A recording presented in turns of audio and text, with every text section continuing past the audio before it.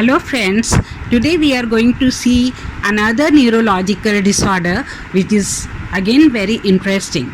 It is known as the cerebrovascular insufficiency. Insufficiency, as you know, not sufficient. So first of all, we'll see the definition. In definition, it is called an interruption or inadequate blood flow to the focal area of the brain, which results in the lack of blood supply and damage of the brain tissue. If it is for the less time, it is known as the transient ischemic attack, or in the short form TIA. Cerebrovascular insufficiency refers to a number of rare conditions that result in obstruction of one or more arteries that supply blood to the brain. The obstruction leads to the strokes or the TIAs. These TIAs, that means transient ischemic attacks, are also known as the mini strokes. So they are not strokes as we have seen in the cerebrovascular accident, but these are called mini strokes because they are of the less intensity. Cerebral ischemia is a condition in which a blockage in an artery restricts the delivery of oxygen rich blood to the brain, which results in damage to the brain tissue. Cerebral ischemia is sometimes called cerebral ischemia, brain ischemia, or the cerebrovascular ischemia. It is also known as ischemic stroke, a mini stroke, and sometimes it is called hemorrhagic stroke. So I hope you have understood the definition of the cerebrovascular insufficiency and different names which are given to the cerebrovascular insufficiency and how it takes place. Now let's see the causes of cerebral insufficiency or TIA. There are a variety of causes. One is atherosclerosis. As you know, atherosclerosis means the cerebral arteries become narrow due to the plaque formation or due to the fat collection in the cerebral arteries. Second is thrombosis. Thrombosis means clot formation in the arteries. 3 is embolic arterial blood clot.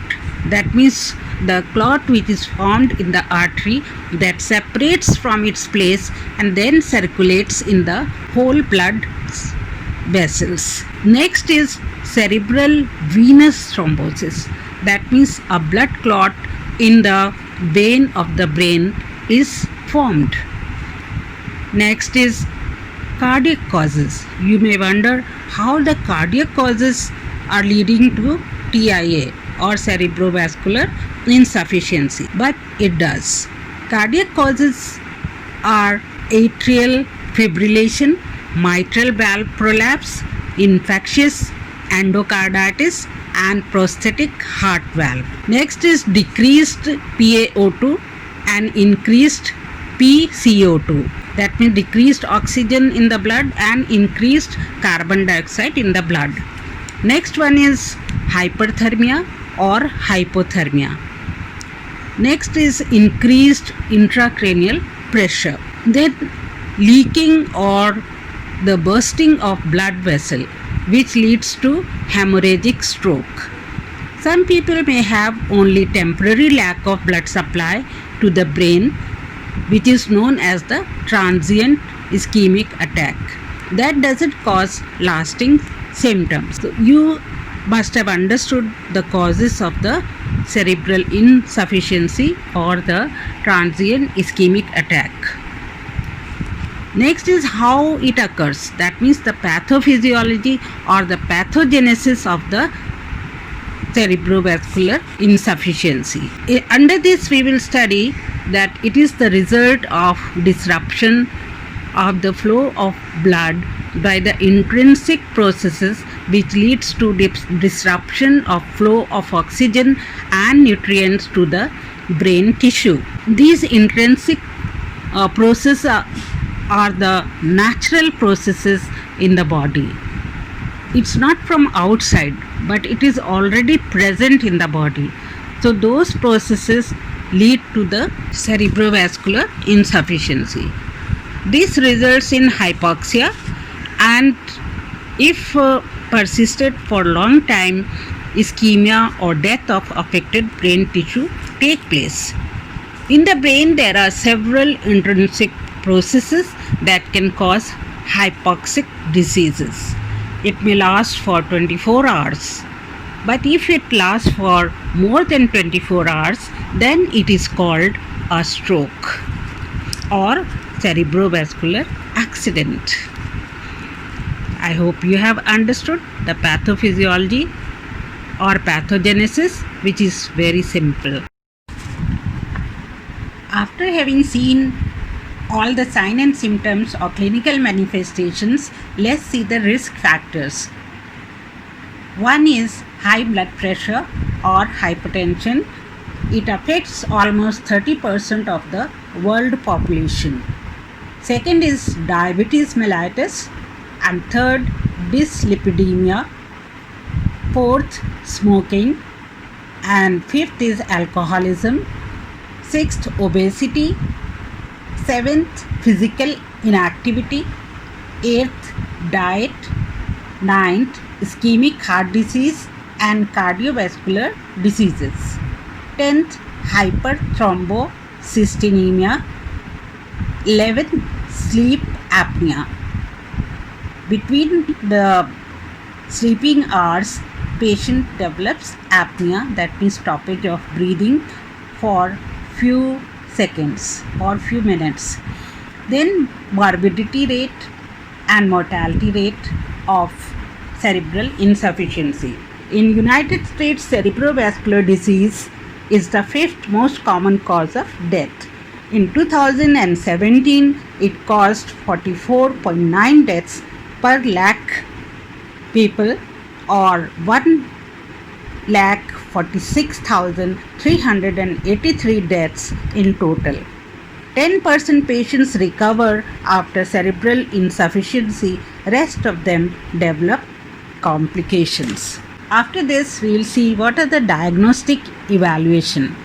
How shall we diagnose the cerebral insufficiency? First of all, cerebral angiography can be done, then carotid angiography, oculoplethysmography, Doppler ultrasound to assess the intracranial circulation. Second is prothrombin time, and third, MRI and transesophageal endocardiography to rule out emboli from heart. Management of the patient. The treatment of cerebral ischemia aims to increase collateral blood supply by removing the blocked arteries and by medical therapy. After this, we'll see the patient aggregation inhibitors such as aspirin, ticlopidin to reduce the risk of stroke. Surgical intervention to increase the blood flow to the brain, carotid endarterectomy, extracranial, intracranial anastomosis or angiography. Reduction of after risk factors to prevent stroke such as control of BP, diabetes, hyperlipidemia and smoking cessation. Next is anticoagulant or thrombolytic agents for patients who continue to have symptoms despite antiplatelet therapy, and those with major course of cardiac thrombi or emboli, recombinant tissue plasmodin activator for 3 to 5 hours after the onset can be given. Then intravenous tissue plasminogen activator can be given, which breaks up the clots. The complications can be complete ischemic attack. and it may lead to CVA also. Now let's see the nursing assessment. Nursing assessment, first of all, a nurse should take the history of the patient from the patient or from the relatives, and should see whether patient had any TIA attack, hypertensive, and diabetes control, etc. And we must advise the patient to eat the vegetables and fruits which are rich in the magnesium. For example, spinach, green leafy vegetables, etc. And next is the asparagus. Asparagus is a very good vegetable which provides energy to the brain. Then oranges, rich in flavonoids, increase the memory. Then blueberries, they are very good anticoagulants and they are cancer fighters also. Next is omega-3 fatty acids. They reduce the blood cholesterol which is extra or which is bad in the blood. Now we'll see what are the sources of omega-3, because we have to tell the patient while they go home. Omega-3 is found in the fish and other sea foods, for example salmon. Nuts and seeds, for example flax seeds, chia seeds and walnuts. Plant oils such as flaxseed oil, soybean oil and canola oil. Eggs also contain the phosphorus, so we must suggest egg also to them. Now let's see the other nursing care, that is nursing diagnosis. First of all, we should make the nursing diagnosis. Number 1 is altered cerebral tissue perfusion related to underlying atherosclerosis. Second is the risk for injury, that's stroke. Then nursing intervention. Monitor the vital signs, intake output, improve the cerebral perfusion, teach the client sign and symptoms of TIA, and inform healthcare provided immediately as it occurs. Teach self-administration of anticoagulants, antihypertensive and other medicines and their side effects.